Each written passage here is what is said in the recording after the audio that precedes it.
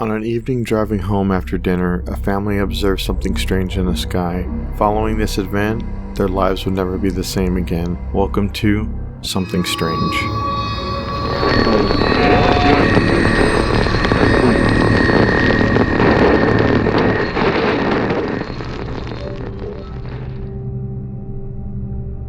It was on the evening of December 29, 1980. Betty Cash, Vickie Landrum, and Vickie's 7-year-old grandson Colby Landrum were driving home to Dayton, Texas after dining out. They were roughly on Texas State Highway FM 1485-2100. Around 9 p.m., they start to observe a light in the sky. They were driving on a very narrow road, surrounded by an especially dense woods. Around 9 p.m., they see the light, roughly above the tree line. Thought it was a plane flying to Houston Intercontinental Airport, which is roughly about 35 miles away. But soon, the object became closer and brighter, and they were sure it was the same light that they saw. It was a huge diamond-shaped object which hovered again roughly above treetop level. Its base was exhausting flame and emitting immense heat. Vickie Landrum told Betty Cash to stop the car, fearing that they would be burned if they got closer. They considered turning the car around, but decided not to due to the narrow road and they were afraid of getting stuck. Betty Cash was mesmerized by the bizarre sight. The object was intensely bright and a dull metallic silver and shaped roughly like an upright diamond. It was roughly the size of the Dayton water tower. The heat was strong enough to make the car hot to the touch. Betty Cash had to use her coat to protect her hand from being burned by the door handle when she returned to the car. The object had its top and bottom cut off, so they were flat rather than pointed. Small blue lights ringed the center, and over the next few minutes flames shot out from the bottom, flaring outward, creating the effect of a large cone. Every time the fire dissipated, the object floated a few feet downwards toward the road. When the flames returned, the object rose about the same distance. They said the object then ascended over the treetops and rose higher in the sky, and then a group of helicopters approached it, surrounding it in a tight formation. Cash and Landrum counted 23 helicopters and later identified some of them as tandem rotors Boeing CH-47 Chinooks used by military forces worldwide. They drove on, seeing the object in helicopters receding in the distance, and the encounter lasted roughly about 20 minutes. Betty Cash took the Landrums home later on in that evening. That night, they all reported similar symptoms. They claimed to suffer from nausea,